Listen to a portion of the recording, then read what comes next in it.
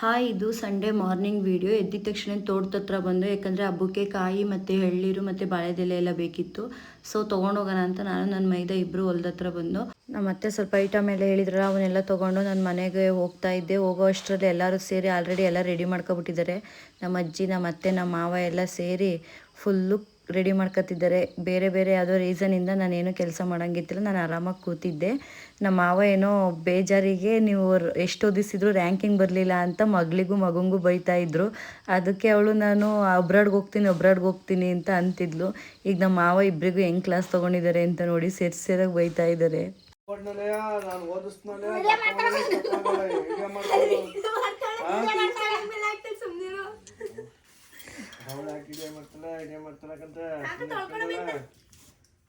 ಹೋಗಿ ತೊಳ್ಕ ಬಾವಳ ಏನೋ ಭಂಗ ಮಾಡ್ತಾವಳೆ. Action start. ಏಯ್ ಓಲ ಎತ್ತು ದನ ಕರ ನೋಡ ಭಂಗ ಮಾಡಣ್ಣ. ಸ್ಟಾಪ್ ಸ್ವಲ್ಪ ಕರೆಕ್ಟ್ ಬಂದಿಲ್ಲ. ಇದು ಚೆನ್ನಾಗಿದೆ. ತಿರ್ಗಾ ಮಾತಾಡಿದ್ರೆ ಹೊಡಿದ್ಯಾ? ಇನ್ನೊಂದು ಸೀನ್ ಕರೆಕ್ಟ್ ಮಾಡಿ. Action start. ಬೈ ಬಜಿ. ಇಲ್ಲ ಬೈಯಾಕಲ್ಲ, ಗಂಧ ಕಡಿತ ಪೂಜೆ ಮಾಡ್ತಾರೆ. ಇವರಿಬ್ರು ಬೈಸ್ಕೊತಿದ್ದಾರೆ. ನಮ್ಮ ಅದಕ್ಕೆ ಯಾಕೆ ಬೈಸ್ಕೋಬಾರ್ದು ಅಂತ ಹೇಳಿ ನನ್ನ ಮೈದು ಅವ್ರ ಅಪ್ಪಂಗೆ ಏನಂತ ಹೇಳ್ಕೊಡ್ತಾರೆ ನೋಡಿ. ನಿಮ್ ಸೊಸೆ ಕೂತವ್ರೆ, ಏನೋ ಕೆಲಸ ಹೇಳ್ತಾ ಇಲ್ಲ ನೀವು. ಕುಂತ್ಕೊಂಡು ಮೊಬೈಲ್ ನೋಡ್ಲಾ, ಎಲ್ಲ ಕೆಲಸ ಆಯ್ತದೆ. ಕುಂತ್ಕೊಂಡು ನೀಟಾಗಿ ಮೊಬೈಲ್ ತಗೊಂಡಿದೀವಿ.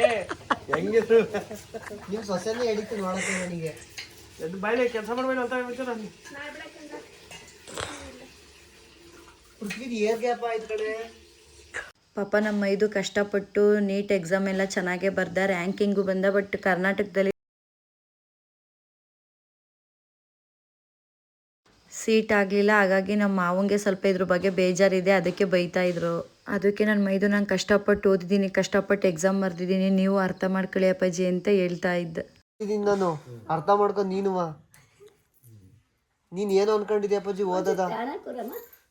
400 non veg ಅಂತಿದ್ರಲ್ಲ. ಹಬ್ಬಕ್ಕೆ ನಾನ್ ವೆಜ್ ಮಾಡಂಗಿಲ್ಲ. ಅಲ್ಲ ಗೈಸ್, ನಮ್ಮ ಚಿಗಪ್ಪ 4 ಜನಕ್ಕೆ ಹೋಗ್ಬಿಟ್ಟು ನಾನ್ ವೆಜ್ ಅಂತ ಐತೆ. ನಾನ್ ವೆಜ್ ಮಾಡಿ ಅಂತ ಹೇಳಿ ಹಬ್ಬಕ್ಕೆ ಮಾತಾಡಿ ಎಲ್ಲ ಮುಗಿಸ್ತು. ನಾನು ಇನ್ನೇನು ಕೆಲಸ ಮಾಡೋಂಗಿರಲಿಲ್ಲ. ಇದೊಂದೇ ಕೆಲಸ ನಾನು ಪೆಂಡಿಂಗ್ ಇದ್ದಿದ್ದು, ಇದೊಂದೇ ಮಾಡಬೇಕಾಗಿದ್ದು. ಸೊ ಪಾತ್ರೆನಾರು ತೊಳೆಯೋಣ ಅಂತ ಹೇಳ್ಬಿಟ್ಟು ಪಾತ್ರೆ ಎಲ್ಲ ತೊಗೊಂಡು ಬತ್ಲ ಮನೇಲಿ ತೊಳೆಯೋಕೆ ಹೋದೆ. ನಾನು ನಾದಿನಿ ರೇಗಿಸ್ತಾ ಇದ್ಲು, ನೈಟಿ ಇಕ್ಕೊಂಡು ಆಂಟಿ ಥರ ಕಾಣಿಸ್ತಿದ್ಯಾ ನೋಡು, ನೈಟಿ ಇಕ್ಕಿದ್ಯಾ ಅಂತ ಹೇಳ್ಕೊಂಡು ನಗಾಡ್ತಾ ಇದ್ಲು ಗೈಸ್ ಅವಳು. ಪಾತ್ರೆ ಎಲ್ಲ ವಾಶ್ ಮಾಡಿಬಿಟ್ಬಿಟ್ಟು ನಂಗೆ ಸ್ವಲ್ಪ ಹುಷಾರಿರಲಿಲ್ಲ, ಹಾಸ್ಪಿಟಲ್ಗೆ ಹೋಗ್ಬೇಕಿತ್ತು. ನಾನು ನಮ್ಮ ಅಕ್ಕ ಹಾಸ್ಪಿಟಲ್ಗೆ ಹೋಗೋಣ ಅಂತೇಳಿ ಹೊರಟು. ಅಷ್ಟೊತ್ತಿಗೆ ಹಬ್ಬ ಎಲ್ಲ ಇವ್ರು ಮಾಡ್ಕೊತಾರೆ, ಇನ್ನೇ ನಾನು ಹಾಸ್ಪಿಟ್ಲಿಗೆ ತೋರಿಸ್ಕೊಂಬಂದ್ಬಿಡೋಣ ಅಂತ ಹೇಳಿ. ನಮ್ಮ ಅತ್ತೆ ನೀನು ಹೋಗು ಹಾಸ್ಪಿಟಲಿಗೆ ತೋರಿಸ್ಕೊಂಬ, ನಾನು ಮಾಡ್ಕೊತೀನಿ ಅಂತ ಹೇಳಿದರು. ಸೊ ಹಂಗಾಗಿ ಹಾಸ್ಪಿಟಲ್ಗೆ ಹೋದೆ. ಆ ವಿಡಿಯೋ ಎಲ್ಲ ಮಾಡೋಕ್ಕಾಗಲಿಲ್ಲ ಗೈಸ್.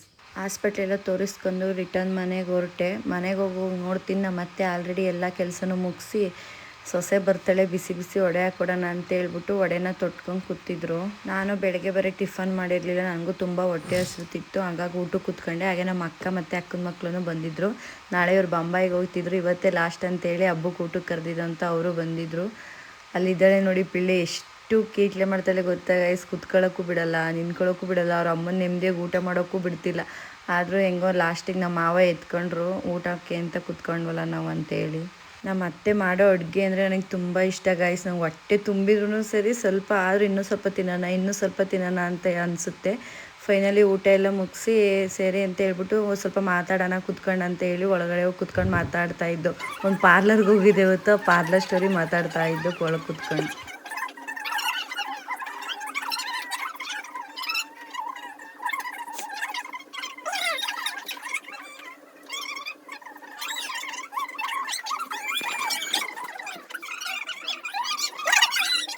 ಹಾಗೆ ನಮ್ಮ ಮಾವನ ಫ್ರೆಂಡ್ಸು ಊಟಕ್ಕೆ ಬಂದಿದ್ದರು. ಅವ್ರನ್ನ ಬಿಟ್ಟು ಬರೋಕ್ಕೆ ಅಂತ ಹೋಗ್ತಾಯಿದ್ರು, ಅವ್ರನ್ನ ಕಳ್ಸೋಕ್ಕೆ ಅಂತ ಆಚೆಗೆ ಬಂದು ಎಲ್ಲರೂ ಬಾಯ್ ಮಾಡಿಬಿಟ್ಟು ಕಳಿಸ್ಬಿಟ್ಟು ಬರೋಣ ಅಂತ ಹೇಳಿ. ನೋಡಿ ಗೈಸ್, ನಮ್ಮ ಅತ್ತೆ ಸೀರೆ ಉಟ್ಕೊಬಿಟ್ಟಿದ್ದಾರೆ ಇವತ್ತು. ಇನ್ನೇನು ಸಂಜೆ ಆಯಿತು, ಊಟ ಎಲ್ಲ ಮಾಡೋ ಹೊತ್ತಿಗೆ ತೋಟದ ಹತ್ರ ಹೋಗೋಣ ಅಂತ ಹೋಗ್ತಿದ್ದು. ಅಷ್ಟೊತ್ತಿಗೆ ನಮ್ಮ ಪಿಳ್ಳೆ ಸಿಕ್ತು. ಪಿಳ್ಳೆನೂ ಸ್ವಲ್ಪ ಆಟ ಆಡಿಸ್ಕೊಬಿಡೋಣ, ಇವತ್ತು ಲಾಸ್ಟ್ ಅಲ್ಲ ಅಂತೇಳಿ ಅವಳ ಜೊತೆನೂ ಸ್ವಲ್ಪ ಟೈಮ್ ಪಾಸ್ ಮಾಡಿ ಅವಳ ಜೊತೆನೂ ಸ್ವಲ್ಪ ಆಟ ಆಡಿಸ್ಕೊಂಡು ಆಮೇಲೆ ತೋಟದ ಹತ್ರ ಹೋದು.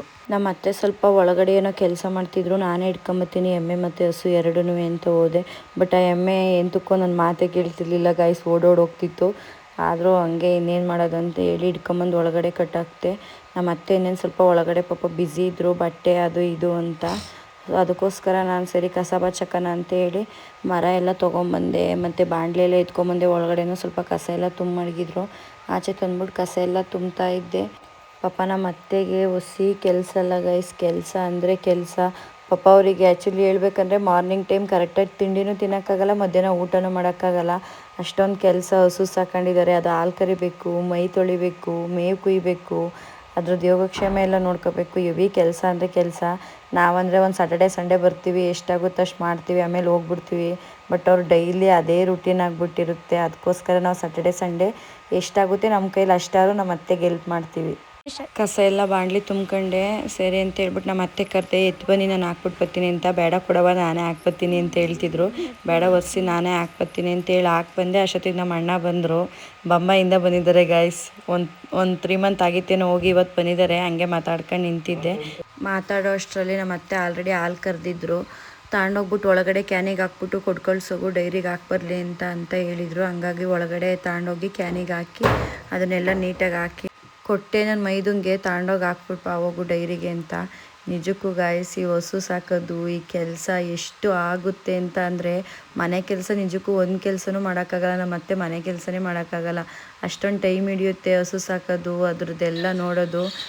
ನನ್ನ ಮೈದು ನೀವೇ ಬನ್ನಿ ಡೈರಿ ಹತ್ರ ಹಾಕ್ಬಿಟ್ಟು ಬರೀರಂತೆ ಅಂತ ಅಂತಿದ್ರು. ನಾನು ಡೈರಿ ಹತ್ರ ಎಲ್ಲ ಬರೋಲ್ಲ, ಊರೊಳಗಡೆ ಎಲ್ಲ ನಾನು ಬರೋಲ್ಲ ಅಂತ ಹೇಳಿದೆ. ಆದರೂ ಪರವಾಗಿಲ್ಲ ಬನ್ನಿ ಅಂತ ಹೇಳ್ತಿದ್ರು. ಅವನ ಫ್ರೆಂಡು ಮತ್ತು ಅವರಿಬ್ಬರು ಬಂದಿದ್ರು, ಅವರಿಬ್ಬರು ತೊಗೊಂಡೋದ್ರು. ಹಂಗೆ ಡೈರಿಗೆ ಹಾಲೆಲ್ಲ ಹಾಕ್ಬಿಟ್ಟು ಆ ಹಿಂಡಿ ಎಲ್ಲ ಖಾಲಿಯಾಗಿತ್ತು ಹಸುಗೆ ಅಂತೇಳಿ ತೊಗೊಂಬಂದರು. 50 kg ಇರುತ್ತೆ. ಅದು ಹೆಂಗೆ ಎತ್ಕೊಂಬಂದ ಅನ್ನೋದೇ ಗೊತ್ತಿಲ್ಲ, ಒಬ್ಬನೇ ಎತ್ಕೊಂಬಂದ. ಸರಿ ಅಂತ ಹೇಳ್ಬಿಟ್ಟು ನಮ್ಮ ಅತ್ತೆ ಹತ್ರ ಸ್ವಲ್ಪ ಮಾತಾಡೋಣ ಅಂತೇಳಿ ಮಾತಾಡೋಕ್ಕೆ ಅಂತ ಕೂತ್ಕೊಂಡೆ. ನಮ್ಮ ಅತ್ತೆ ಅಷ್ಟೊತ್ತಿಗೆ ಅವ್ರ ಸಿಸ್ಟರ್ ಫೋನ್ ಮಾಡಿದ್ರು ಅಂತ ಫೋನಲ್ಲಿ ಮಾತಾಡ್ತಾಯಿದ್ರು.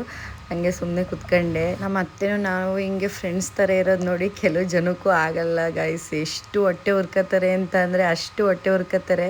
ಅವ್ರಿಗೆ ನಾವಿಬ್ಬರು ಜೊತೇಲಿ ಎಲ್ಲೂ ಹೋಗೋಂಗಿಲ್ಲ, ಜೊತೇಲಿ ನಿಂತ್ಕೊಳ್ಳೋಂಗಿಲ್ಲ, ಜೊತೇಲಿ ಮಾತಾಡೋಗಿಲ್ಲ. ಒಟ್ನಲ್ಲಿ ನಮ್ಮ ಅತ್ತೆ ನಾವು ಚೆನ್ನಾಗಿರಂಗಿಲ್ಲ ಆ ಥರ ಮಾಡ್ತಾರೆ. ಆದರೂ ನಾವು ಒಂದು ದಿವಸ ಕಿತ್ತಾಡಿಲ್ಲ, ಒಂದು ದಿವಸ ಜಗಳಾಡಿಲ್ಲ, ಏನಿಲ್ಲ. ಇವತ್ತಿನವರೆಗೂ ಚೆನ್ನಾಗೇ ಇದ್ದೀವಿ, ಮುಂದಕ್ಕೂ ಚೆನ್ನಾಗೇ ಇರ್ತೀವಿ. ಇವತ್ತಿನ ವಿಡಿಯೋ ಇಷ್ಟ ಆಗಿತ್ತು ಗೈಸ್. ನಾಳೆ ಇನ್ನು ಮಾರ್ನಿಂಗ್ 5 o'clock ಬೆಂಗಳೂರಿಗೆ ಹೋಗಬೇಕು.